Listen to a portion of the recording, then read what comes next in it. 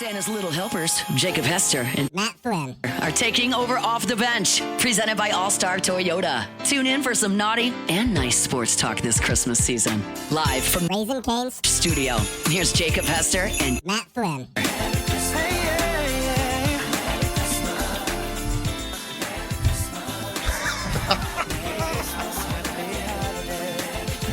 Oh, well done, Alondra. Merry Christmas. That might be better than the Halloween one. Halloween's good. The robot was good. I don't know. I love the robot. I wasn't expecting that, though. That was really good. That was good. And it's a banger of a song, so well done. Well done. Why would we get new ones? New what? What? So you can just keep the Just keep the holiday ones? Yeah, just keep the holiday ones. How you can put those together so fast? Because we talked about it at 6:50 this morning. Yeah. I was like, all right, we got 10 minutes. We got the this. song, it's already done. I just have to replace T-Bob and the last sponsor. Mm-hmm. I bet, I don't know, obviously we're on the same time T-Bob is, but I bet he is peacocking around Barstool today. Oh, yeah. I bet him and Megan making money are levitating. I haven't seen T-Bob on Twitter, but I've seen Megan, and she is... Oh, there's G. Let's get G a All right. microphone. We weren't sure if You G wanna go was get a mic. going to join us tonight. Gordy Rush, shout out to our guy All right. who braved the Gordy, weather in Gordy, Norman, Oklahoma. Gordy. Now, I Yeah, was go over trying there. to get him to Cassie's getting your close mic. the old window there in the broadcast booth, and we didn't get that done, but it's okay. Because Gordy had to sit there in those elements, and he had to watch that The offense play. offensive scheme from ground level. It was just real unlucky turn of events for that offense. I just wanted both teams to run the football so we could get out of there. I mean, it was Take a a knee. beautiful day until every about 2 minutes and a gust would come. I know. It was awful. In pregame, you know the machine that shoots the punts, right? The jugs machine. I knew when they were trying to do that and get that done, and every time they shot it, it would end up in the crowd because of the wind. I was like, oh, this could be a tough day because, I mean, neither one of those quarterbacks was Saw that really going to first be able to punt. push it through the wind. yeah. You know, Josh Allen not out there. So I know you're not real experienced with too much cold weather. So what's your go-to attire? So how do you prepare? Do you got hand warmers? It's not true. I He went to didn't Purdue. play for Green Bay, That's but true. we played at Iowa once. It was a -3, and then I played at That's Northwestern, fair enough. which was 2 blocks from Lake Michigan. Yeah. And that was the first time I ever got hit in cold weather, and it stung. So I didn't really want to come on the field. We had those Packers jersey and the hand warmers, the Packers jackets. Yeah. Those big jackets and all. But not a whole lot of use, not a lot of experience. Not like you. Yeah, we were talking about the game, G, right before you came on, and, you know, I know we'll get to all the Lane Kiffin stuff. That is the main storyline, but we were like, it would be disrespectful not to talk about the defensive performance and what they did, and they were going to have to be perfect, and they had one play where they weren't perfect, and it was the difference in the game, but still a great performance by the defense, giving you at least an opportunity there to win. Incredible performance. There were 2 plays, right? I mean, the perfect call. Oklahoma has that little slip screen, and you get the blitz. And then, they were playing some sort of zone thirds, and I think DJ Pickett didn't get the call, and he squatted on that side, and the wide receiver ran right past him. And, at that point, Corey and Blake, what do you say to DJ Pickett? You really can't jump his rear end as well as he's played this year. They realized that it was a bust, and it's a shame. It's a shame. They played well enough to win. They played well enough to win a couple times this year. Yeah, they did. And we were talking about right before you came on, if you could pair everything you're getting now on offense with what you already have on defense, I mean, you're talking about one of the top scoring offenses in the country. You're talking about an LSU defense that is 4th in the SEC, only giving up 18 points per game. I mean, on paper, it looks the part. Yeah, it's a head shaker. And I'll let you guys talk more because you're offensive guys. I mean, if Nussmeier's healthy, what happens this season? Right? I mean, he's able to stretch the football field at Ole Miss. I mean, there's wide receivers running wide open. If the offense just looks like a shadow of itself Yeah. that it did a year ago, and I can't blame that completely on Nuss' injury, like the foundation, the X's and O's of this offense were just so flawed from the beginning, and you've seen it now. They're trying to implement some new stuff on offense. They tried to. It's just You guys are offensive guys. To me, last year looked like what Joe Sloan wanted to do. Yeah. And it was more pass-oriented, less run, but it was one thought. This year just was too many cooks in the kitchen. Gosh. And it was just a collection of plays. It didn't Screens. flow. It was just stuff. Yeah, and the receiver screens was wild because they weren't like, and Matt talks about this often, they weren't like real receiver screens. Like you saw Oklahoma, Right. You got a blitz, you replace the blitz with the ball and a screen, you got 2 linemen out front, tunnel screen, and then like LSU's were, hey, we're going to throw it to a receiver and hope he wins the 101 and gets as much yards as he can. You tell me, Matt, when you get to the line of scrimmage and you've got you've got trips out there and all 3 DBs are squatting. Right. At some point, you got to be able to check out of that, right? Yeah, there's. I mean, I'm not going to keep throwing the screen in the numbers. Yeah, it was bang your head on a wall, frustrating for offensive people to watch the offense play all year because of decisions like that. They had RPOs when there shouldn't be RPOs, which affected the lineman block into the second level, and you have your answer. So every play should have an answer to it. Every run play should have an answer to it. Every pass play should have an answer to it. And it's usually, but like there's different answers to every test, right? Like and the answers made no sense. There was, like you said, there was no ability to check out.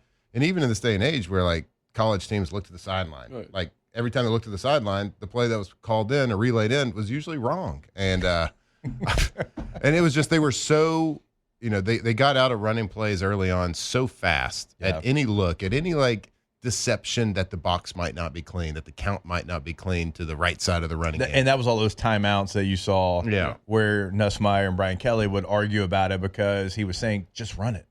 Just go out there and run it. Right. It's not going to be perfect sometimes. Yeah. And then it's like, oh, well, the safety's kind of coming down or the wills, shaded too over. Much the plays were getting in too late. And there was another, how many times this year, Jake, when I'm yelling play clock.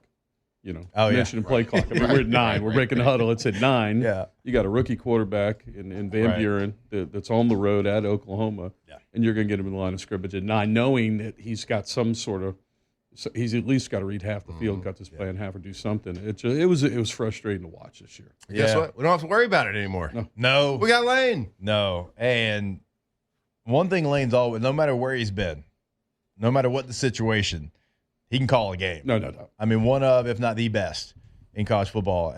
Gordy, you and I talked about it on the broadcast this year when we were doing the Ole Miss game. We were like, oh, he's going to come back to that. Oh, he's setting that up. He's going to come back to that. And every time he did, but you didn't know when it was going to happen. And I remember, like, he utilized the tight end so much in our game. Like, that was the thing that he saw that he tried to exploit. And when they needed to close the game, I remember us both being like, tight end. Like, watch it tight end. And it was a unique way. He got him free, and boom, tight end, game over. He set up all that misdirection to sneak the tight end out. Look, for me, watching Lane over the years, he's always scripted the first 3 or 4 series better than anybody. Yeah. I mean, unbelievable. What I worried about, I thought was a good thing for LSU back to the Matt Corral years, is that he got away from some of it, and then he kind of freelanced a little bit. Yeah. It made more sense and more rhyme into things we talked about. He's doing A to set up B and then C and things like that. Was more consistent what he's doing. So I think it's going to be fabulous. It's going to be fascinating. I should see the moves he makes now in recruiting. We got 2 days left, and there's a lot of moving going on. 2 days, crazy, right? I mean, 2 days. I guess, G, the good thing. So Penn State, when James Franklin leaves, they had 17 guys decommit. Oh, no doubt. LSU's only had 2. And you got people talking about flipping, and then 2 Ole Miss guys flipped out last night. And even like some of the ones that have flipped, like you kind of felt like they might not get to the finish line from LSU's perspective. Like, maybe you should look elsewhere, at least in one of them. And so, like, that staff's done a great job of keeping the core together, and the job that Frank's done and the entire assistant coaching staff over there. And so, really, right now, the good thing for Lane, he's got a top 15 recruiting class, and you saw him meet with the top guys. Lamar Brown's there, in the office last night. And so I know that it's 2 days away, but at least the foundation was held together so well by the staff that now Lane can kind of come in and be the closer. And like you said, maybe get 1 or 2 guys that he had committed at Ole Miss. I think Allen from Oklahoma was committed to Oklahoma over from Lafayette Christian. Yeah. He decommitted. He was here. Yeah. Actually saw a video coming last night. Like I said, there was a receiver and an offensive lineman from Ole Miss that decommitted yesterday. So it's going to be a fast and furious 48 hours. I know you guys are you're 24/7 on the recruiting. I'm joking. You're not. I'm like, that's going on. But I think the interest, and then, what sort of quarterbacks? This is a different sort of quarterback, he's looking at. There's all these rumors out there. Seller's going to put himself in the transfer portal. You're going to get a top-tier quarterback that wants to come. Chambliss up at Ole Miss is requested for another year. Yeah. Right, and hasn't been approved for that. So it's Right. it's going to be a fascinating month of December before we get to the portal. Yeah, that's the thing about with this Lane hire. It brings so much excitement from the offensive side of the ball. Like you're going to be able to cherry pick a quarterback in the transfer portal. You're certainly going to be able to cherry pick quarterbacks out of high school just because of the recent success LSU's had with quarterbacking, 2 Heismans in the last 6 years. And now you're going to add Lane Kiffin. I was just kind of looking at random Lane Kiffin stats earlier, and his last year at Florida Atlantic, his quarterback was Chris Robinson, 291 of 471 for 3,701 yards, 28 touchdowns, 6 interceptions. Florida Atlantic. Not bad, right? And you know me, like I usually know everybody. Yep. I got no idea who that fella is. Chris Robinson. No idea. That was Lane's third year. I think they went 11-3. That kind of like sprung him into the Ole Miss job. So take that. And you look at the like we just brought up Trinidad Chambliss. Like who's Trinidad Chambliss? We said it before our game. I was like, I watched one game of him play, and I'm like, I don't think he's that good. Like this first game playing, he just wasn't that good. Yeah. So that's why I went pretty heavy and like this LSU's going to win this game. The defense is too good. Well, every single week, that kid got better. Yeah. And like I'm not talking about just like making plays on accident, like being able to out athletic people and like someone pops open. I'm talking about reading first, second, third options. Attacking the middle of the field. Like these things that he did better as absolute quarterback, professional type quarterback play got better and better every week. And you see that with Lane Kiffin offenses, which is something that we should be really, really excited about. I think for me, the question on the offensive side of the football is the offensive line. I mean, it's a question we get, are they struggling? Are they that bad? My answer has been no. Yeah. To the point, how much of it's scheme? Yeah. How much of it is what they're getting asked to do? Again, you guys played more on the offensive side of the football. Well, I mean, you know this too, though. And Matt pointed out immediately, like the RPO can be a change-up. It can't be your foundation in your run game. Right. That gives the offensive line it's a weapon. Zero it's chance. a tool to use. Yeah. It's not chance. It's not a foundational thing. And scheme is like one thing. I think people overemphasize the word scheme a lot because it gets. You brought it up already. Yeah. The way he designs a first 15, the way he play calls, like he's telling a story with his play calling. It's just not like what we saw with LSU. Let's try this play. Let's try this. Let's try this. Blah blah. Yeah. Scheme is one thing, and his scheme is great. But the way you coach that scheme, like I could take 2 teams that run the exact same plays. One team might be 10 times more successful because they do it better. Like they run their routes for more of a purpose. I saw LSU blocking their offensive line block this year with no real rhyme or reason to what they were doing. Like the coaching techniques they have on the top of their routes, how they're running seam routes versus cover 3 versus cover 2, how they're running seam routes versus cover 1, how they're running comeback routes in different coverages, what their outside receiver, how he's releasing versus cover 2 with an inside stick route. Like there's different things. I think well-coached schemes, like I think the word scheme gets used so much, but how a coach coaches the basics. There's only so many directions a receiver can run. You guys, and that's why I love this talk because you guys are offensive guys. But I can tell you one of my favorite conversations was 2011 after LSU beat West Virginia. And I had to do the Les Miles TV show for the first time. And so that meant Les was going to take a good hour to shower and put a suit on and all that. Completely different than what we have now. Yeah, right? I mean, the horn's going off in 5 minutes. And I sat downstairs, a friend of a mutual friend between Dana Holgerson and I. Went and sat down, and Dana, and then Shannon Dawson was the OC from Hammond, who's down in Miami now. And, we're talking ball, and he's talked about that, how good LSU was defensively. We never see that many big guys, blah, blah, blah. And I asked him some offensive questions like, Gordy, we really run 6 or 7 plays, and that's all that we run, but I can do 5 things out of them. But we run them over and over and over again. And, we had an 8th play, but we felt like it took too much time away. And I think that, that's when you hear the simplicity of some of that stuff. And so many times people overthink offenses and just how sharp, Ole Miss runs their stuff. It's precise. And for sure. And that was a problem with LSU. I mean, everything was clunky, nothing was smooth. And that's the thing. Like that's why people always have success when they go 2 minutes before half. Like they're like, well, they haven't done anything all game. They just went down the field. Well, because 2 minutes is day 1 install, and it's stuff that you've repped. Oklahoma hit a big play because what do you do with a struggling offense?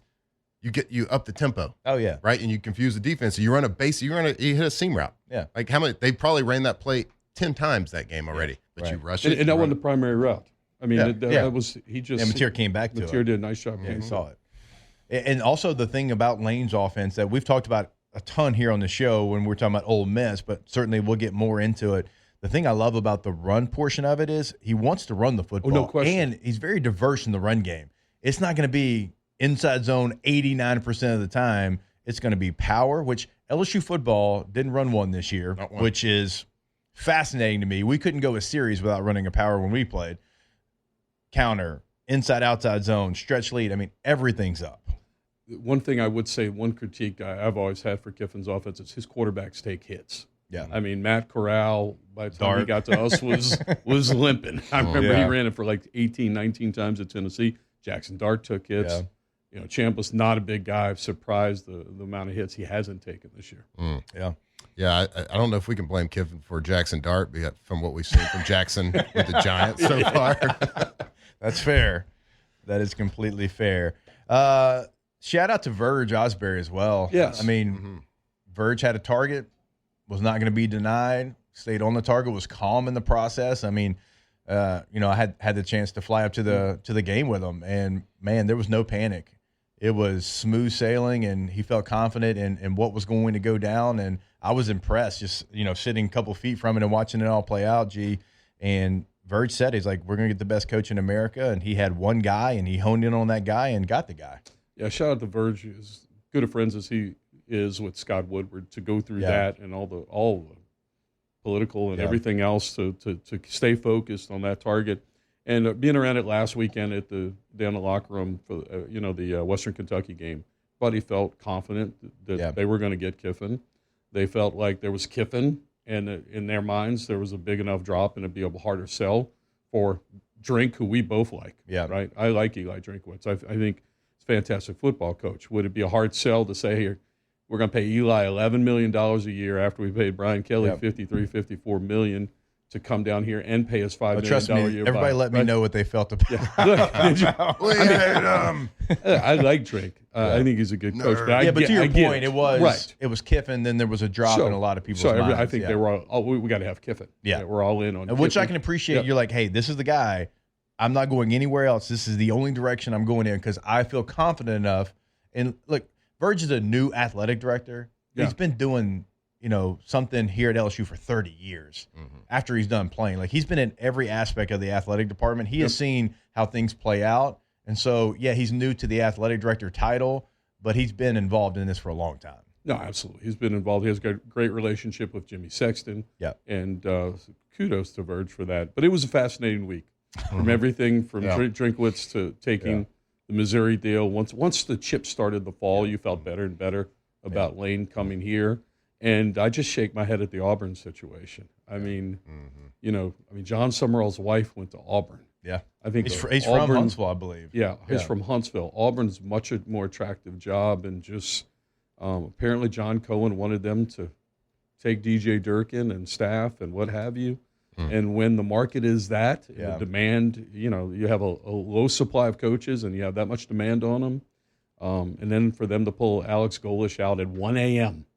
They made that call at 1 a.m. on Friday. Hey, would you take the job? It's kind of a head shaker there. Wow. I know for some reason, and I've heard from all the Auburn folks that Cohen just never wanted to fully give himself over to John Summerall, which is fascinating to me. I mean, for what he's done and multiple. Remember, Troy had kind of fallen off from what we know Troy to be. As soon as he got there, they started winning games again. So it's not only a Tulane. There was a gap after Neil Brown left, absolutely. Yeah. I mean, he coached at Kentucky in the SEC. How was Kentucky doing? And even, waiting that late? No idea. Look, happy. We got Lane Kiffin and a couple of head shakers. And look, I love Pete Golding. I think Pete's a great guy. Is that emotional play at this point? You have to give the permanent title right now? Yeah, Pete's the head coach. It's interesting. It is. I mean, I've played a round of golf with Pete. I like Pete. You don't even play golf, right? I don't even play golf, but yeah. It was a Senior Bowl event. I do want to ask you, I know we're late for a break here, but I do want to ask you everything kind of rushed and just everybody nationally, except for in Louisiana, because we don't really care because we got our guy. But everyone nationally talking about the college football schedule and how it's because of this, how sloppy this was, how messy this kind of was. Is there any fix in your mind to the college football just timing of signing days? And is there any fix that any way to get this better? You got to move something. Are you going to have this every year? I know. Every year when it comes down to, now we're seeing it for the first time that the signing day is on the Wednesday after the last regular season before the championship game. Yeah. The transfer portal is where it is right there. I mean, you're forcing coaches' hands right now and disrupting seasons, and ultimately the biggest loser are the student athletes. Yeah. I mean, student athletes. Yeah. And, you feel for the kids at Ole Miss that are put in that spot. Oh, we were talking about it earlier. Of all people, Rick Pitino had a great point. Yes. He's like, y'all got it messed up in football. Yeah. That would be like us getting the 1 seed in March before the March Madness and then saying, we got to go. Mm-hmm. It's the same thing. Like, that's what you're telling these coaches. Mm-hmm. Like, because, LSU wasn't going to wait until January. No. Couldn't. You can't. You got to have a leader. Right. You had to have a leader for signing day. You had to, you don't want to have an interim coach, no matter who it is, for 6, 7, 8 weeks, right? So you had to have a leader in place to get everything moving in the right direction. Yeah, almost coming back to Pete Golden, and he very well may do a great job and be the guy at Ole Miss, but almost forces Ole Miss's hand. Yeah. If I don't stabilize this ship right now, I've got recruits coming on Wednesday. I've got this game that's coming on. I'm trying to hold this team together. I got the transfer portal. I almost have to make a play right now. Yep. For sure. G, appreciate it, brother. It's been a long right, time guys. It's gonna be a since we long had you day. in the studio. Yeah, it was great. Anything. You look good in here. Yeah, you look warmer the last time I saw you. What's that? Look warmer. Thanks a lot. By the way, I took my 15-year-old son, so I took Jax, an alumni, Oh, yeah. and I'm getting crushed right now because his seats were in section 228. He made it to halftime.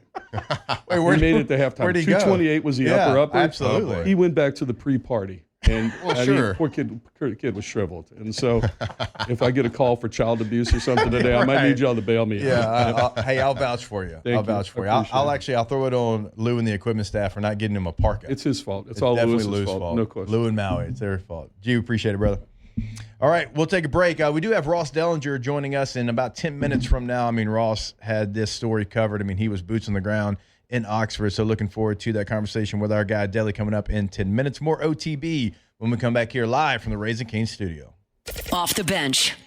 All right, so whether you're a business who runs on one copier or an entire fleet, Gulf Coast Office Products has you covered at GCOP. They're all about keeping your office moving with the fastest service response times in the region, top-of-the-line Canon copiers and printers, and a local team that actually picks up the phone when you call. So from small businesses to major enterprises, GCOP builds custom solutions that save you time, money, and headaches. So stop fighting with your office equipment and let the pros handle it. Gulf Coast Office Products, the official office technology provider of the LSU Tigers. Visit GCOPnet.com. That's right, Gulf Coast Office Product, the professionals in Louisiana when it comes to your office. So, like Jake said, it doesn't matter what size, whether it's a hospital, it's a university, or maybe you just work in a little one-man office. Maybe it's a Cajun basement right above that garage. So in today's world, your business cannot afford downtime. They are the professionals with amazing customer service. Fix that paper trail. Keep that paper trail running right there. GCOPnet.com.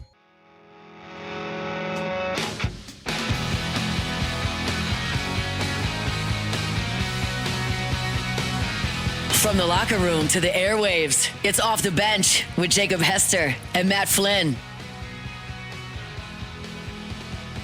You sit there in your heartache, waiting on some beautiful boy to save you from your old ways.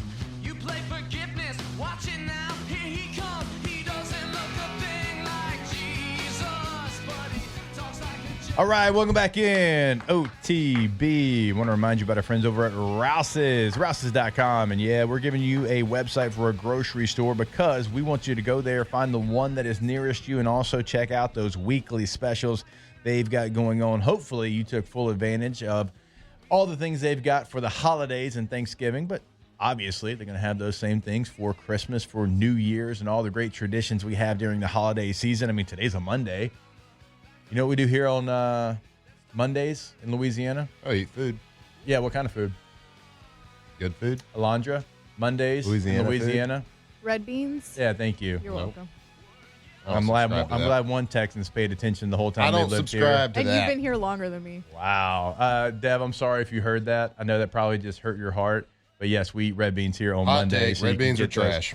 Oh, my God. Oh, that's a terrible take. I said hot take. I prefaced it. With all due respect. Yeah, you That's why said your hot, voice but it's cracked when you said it because you terrible. With didn't all believe due it. respect. They're trash. My God. Respectfully, that's a trash opinion. Well, thank you for saying respectfully. I appreciate that. No, I will not get mad at you. Dev, I'm sorry. Because I said respectfully. I'm sorry, Dev. Because you said respectfully. That's how it works. Sorry, Dev. I respect those that love it. Giving you my opinion. I'm entitled to it. Real quick here, like I said, we are going to get to Ross Dellenger, Yahoo, who was literally boots on the ground and had most of the updates here during this Lane Kiffin situation in the SEC. And we mentioned some of it with Gordy there, but just a quick recap of what happened with the coaching carousel. So Ryan Silverfield goes from Memphis to Arkansas. Alex Golish goes from South Florida to Auburn. John Summerall goes from Tulane to Florida. Pete Golding goes from defensive coordinator to head coach at Ole Miss. And Mark Stoops, which you'll hear a little bit later on. And Mark Stoops is my guy, okay? But he got let go at Kentucky. So you know what that means. There's going to be a eulogy for Mark Stoops. As T-Bob would say. I don't know if I can get through it, bud. I can't even say it. Don't do that to yourself. God, Your emotions. We got a lot of show left. What was Kentucky doing, though? That late? Why would you wait until the everybody candidates. already I know. got I mean, their coaches? That's wild. well, for sure. they have the- a plan. Yeah, but the Summerall part, like, he played linebacker there. Yeah. Like, he would have, I would assume, loved to go back to where he played. And he was one of the hotter names on the coaching trail. So I think Kentucky's a good job. You can do enough to win there. The expectations are set. 8 wins, and you're like, I mean, that's why Mark Stoops was the most tenured SEC coach before yesterday. Yeah. I think a lot of times, like, when we're fans of something, like Kentucky fans, any fan of any college or pro team or whatever it is, I think you take for granted, like, people in the high seats, like, you're always like, you know what? They know what they're doing. They got it under control. Like, when I got to the NFL, that's what I thought, too. Like, oh, the people in the NFL, they got it under control. You soon realize, like, nobody has anything under control. Like, nobody really knows what they're doing in any job. They're just trying to figure it out as they go. Right. That can be said for anything. The higher-ups at any business, government, certainly university athletic programs. Like, you think people take it for granted. When you have all these followers and so many eyes on something, everybody's like, they got it. They know what they're doing. Let's just let them do it. But when you see things like this, you just realize that people really don't know what they're doing. Yeah. All the way across the board. And you see that with Kentucky right now. Like, there's no rhyme or reason. There's no explanation for it. The people in charge screwed that one up. Yeah. Big time. All right, so there is a report real quick here, and it's what we talked about here after talking with Blake last night.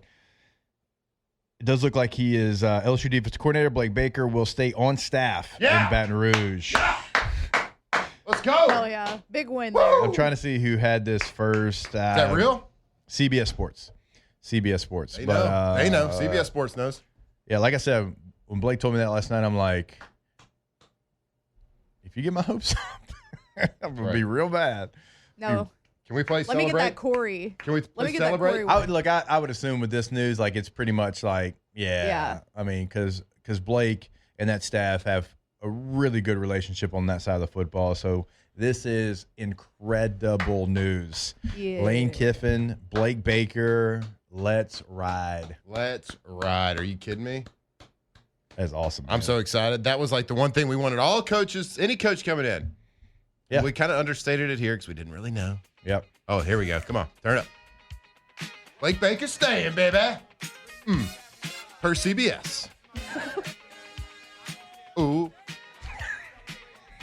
I'm You excited. love some funk. He does. Oh, yeah. That's like the most shocking thing I've learned about you. I know. It He's just always feels had so some different random. music tastes, but like a Funky Friday, this guy's all for it. My music taste is very eclectic, guys. I mean, All right. We got to take a break. same, but Celebrate, everybody. All right. Ross Dellenger, when we come back here on OTB. Off the bench. All right, we are so excited to tell you about the new Bally's Baton Rouge. I mean, this thing is incredible. You will not notice what it used to be when you walk in there. And it doesn't matter how many times you've been in there, because Matt and I did a lot of events there. It is not a distant cousin to what it used to be.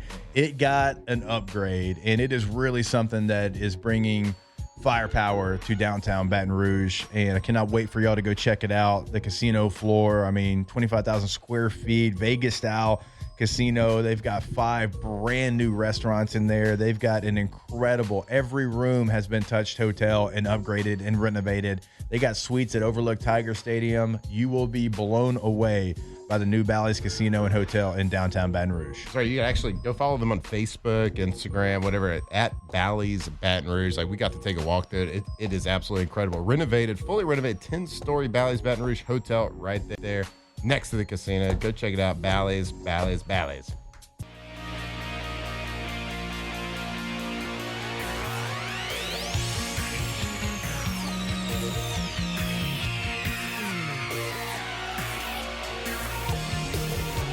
Tigers Turn Talkers. This is Off the Bench. All right, welcome back in. OTB here live from the Raising Cane studio.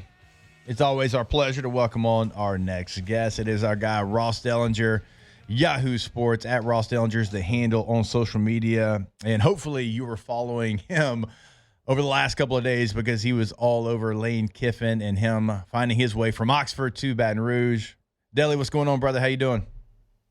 Good. How are y'all? Good. Do we have you back home yet? Like, are you actually able to go back home? I know you were boots on the ground there in Oxford. Like, where in the world is Ross Dellenger right now? I'm right down the street from you, buddy. I'm in Baton Rouge. Yeah. Are you in the bushes? Yeah. Yeah. No bushes right now. Yeah. Three cities, 3 days, one coach. I actually, you know what? As soon as I asked that, I was like, "There's no way my man's back home. He's probably right here in Baton Rouge." And so, well, I'm glad that I'll get to see you a little bit later on today. Ross, this entire time, again, you did a fantastic job covering it and kind of going over every detail. Now, it always felt like it was LSU, because LSU was very confident, and everybody you talked to felt like they had a really good grasp on how it was going to play out. But you never know in coaching searches, certainly in college football. And look, you don't know with Lane and the situation that he was in. So as you're covering this, like, what was your thought maybe throughout the entire time? Like, did you think that it would get to where it got and actually get to the finish line?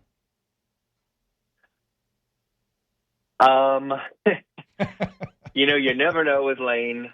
You never know. And I think that was sort of LSU's worry. I think LSU officials were pretty confident since probably about a week and a half ago. I think they got really confident that Lane would be coming after the season, but you just sort of never know. And I don't necessarily think anything was signed, but there was sort of I think kind of a wink and a nod, maybe as far back as a week and a half ago, that he was very seriously considering this and probably going to end up coming. But again, you are talking about a very unpredictable person. And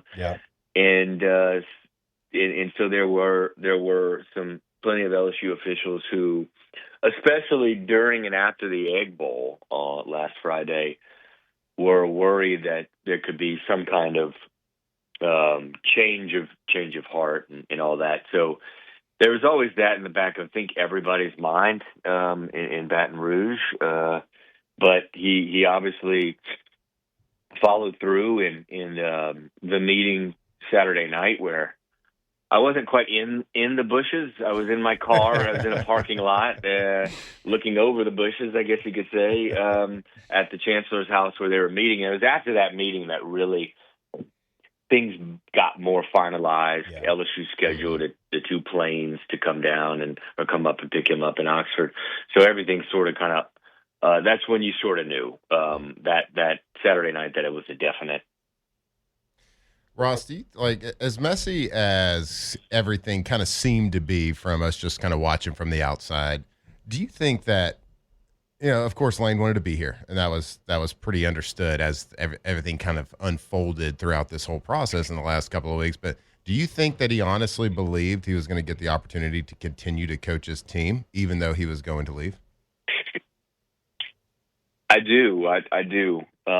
Which is, for many, hard to believe because I don't know that when I call around and talk to agents and coaches and other athletic directors around the country, there's not many, if any at all, that would allow a coach who's leaving for a conference rival to continue to coach in their team in a postseason. It's a different situation than what's going on at Tulane with John Summerall and in Florida, and him getting to coach through the playoffs if they advance. We're talking about two bitter rivals. This rivalry goes back, decades, and is pretty sort of nasty already. And so it was never going to happen where he was going to be allowed to coach. And Ole Miss had made that decision a long time ago that this was not going to happen. And Lane, I think at the last bit, tried to convince them of that in that meeting at the Chancellor's House Saturday night to let him do it, to let him coach. Some of the players, I think, did want him to stay on and coach. But again, and I think Lane said this in his interview before he left Oxford yesterday with ESPN, is that Keith Carter, the AD at Ole Miss, has to live in Oxford and he has to continue in his job. And I think it would be difficult for Keith Carter if he allowed a coach who's leaving for a conference rival to continue coaching the team. It would be difficult for Keith Carter to perhaps even remain in his job in Oxford. Now, Ross, you've covered LSU for long enough, and you know that, like, when you say rivals for LSU, it kind of changes with generations. Like for Flynn and I, like it's Florida. Like that was our rival. Depending on who you asked, you could have asked my grandfather. He goes Tulane. Maybe my dad goes Ole Miss. My sons probably go Alabama. So it's forever changing. And we talked about for Texas A&M, it took 7 overtimes for that to become an actual thing because before it felt forced. Like for a lot of generations, LSU Ole Miss doesn't mean as much to them as it does to others. I think this now gives every generation a reason to call this a true rival, and it's a permanent opponent. Like, do you agree with that? That yes, they've not liked each other for a long time, but now this brings everybody to the table. For sure, and I think LSU plays at Ole Miss next year, and we saw what happened when Lane Kiffin returned to Tennessee in his maybe second year, third year in Oxford when he returned there for the first time since he had left maybe 10 years before. And that was a 10-year gap, and we saw that get pretty nasty. Things were thrown at him on the field. You can imagine less than a year later him returning to Oxford. That's going to be quite a spectacle. And I think this rivalry, if there was any kind of doubt that there was this rivalry between these two programs, I think that's out of the window now. I think that Lane has made sure that in his sort of actions and words that this rivalry will continue on and get more intense. Mm-hmm. So, Ross, this whole situation has been so polarizing and so glaring because of how this is all unfolded. Like usually it takes something like this for change to be brought about. And of course, there's debate all over the country about like how to fix what's the fix for college football, the scheduling, the calendar year for college football. Like in your mind, what needs to be fixed, and is it even possible? Well, it's hard. I know everybody wants fixes done to the calendar, but it's not that easy. And partly it's not that easy because you have an entity in major college football that is evolving into a professional entity, but it's still tethered to higher education in a university, and it's still tethered to a university's calendar. an academic calendar, and that's what makes things really difficult. That plus the fact that college athletics resist the urge to completely evolve professionally by having a collective bargaining agreement, for example, or any kind of more binding contracts and things like that with players, and that sort of impacts all of this as well. So I don't know what they can really do. They have changed a lot in the last few years. They moved back the transfer portal to January from December, and they were hoping that would sort of slow what had become an accelerated coaching hiring cycle and firing cycle. It didn't work, right? This is the most accelerated it's ever been, and I think part of the reason behind that is, despite the transfer portal moving to January, the signing day is still Wednesday. This Wednesday, it's still in the first week of December. And let's face it, after the season, moves happen, player moves and decisions happen. Yeah. And you're not, even if you put it off to January, the portal opening, that's still not going to change when players make decisions. So teams are being arranged and remade right now, even though the portal is moved to January. Catching up with our guy Ross Dellenger here on OTB. All right, Ross, last one before we let you go. From a on-the-field perspective, all right? So you have Lane Kiffin now, the offensive staff. There's a report out there that Blake Baker is going to be retained as well. So you got Lane Kiffin on one side, Blake Baker on the other. Do you think, in your opinion, that this gets LSU back to where they want to be as soon as next year? Well, I think if you just look at the results of Lane Kiffin and what he's done with programs in his coaching career, especially the last, sort of few years, you usually don't have to wait too long for him to show success. Even years ago, at his time at Tennessee and USC, it was pretty quick success. I mean, I think his second year at USC, he won 10 games. His first year at Florida Atlantic, he won 11 games. Yeah. His second year at Ole Miss, he won 10 games. His first year at Ole Miss was 5-5. It was the COVID year, though, so there's a little bit of a outlier there. So virtually everywhere he's been, pretty quickly he has taken a team to a double-digit sort of win mark. And, he's got the players here on the team now, but he's certainly going to be recruiting to LSU, and LSU, as we all know, kind of recruits itself. And so he'll have the best players he's probably ever had, even though, he has been at Tennessee, he has been at USC, and Ole Miss did a great job with NIL and with player acquisition. But I think it's safe to say that he'll have the best athletes he's ever had here. And so you would think, based on his past success, he would have a lot of success with those really good athletes, and it's one of the reasons he took the job.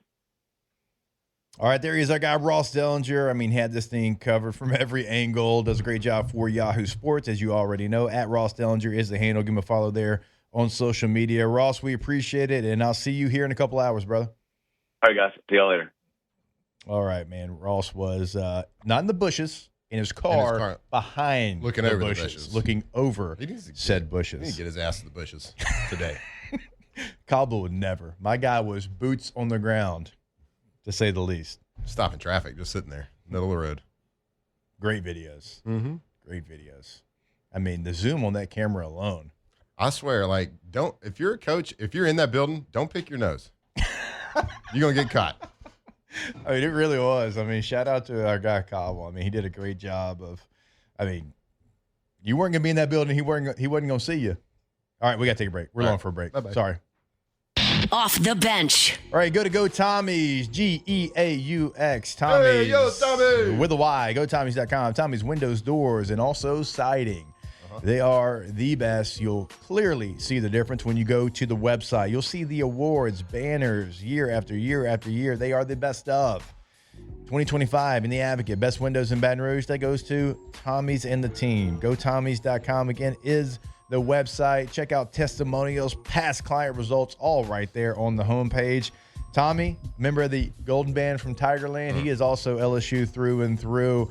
Great working with Tommy and the team. GoTommys.com. You know, we got Lane Kiffin now. We're going to start hanging banners again, but you know who never stopped hanging those banners? Tommy's. It's Tommy's. GoTommys.com. They've been hanging banners ever since 2016, every single year. Why? Because they're the best. So if you got a project happening, if you got a new build, you got a little renovation, whatever it is, make sure you give Tommy's a call. Get out there, just talk to you about the project, get a price, get everything that they can do for you right there. Go check them out. GoTommys.com.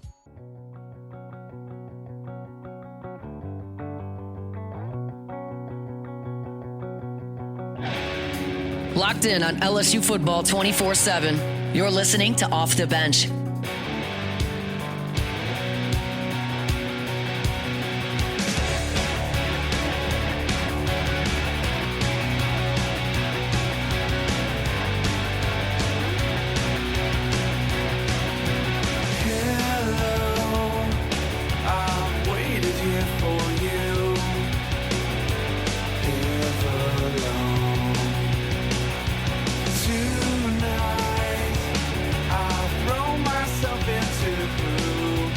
Hello.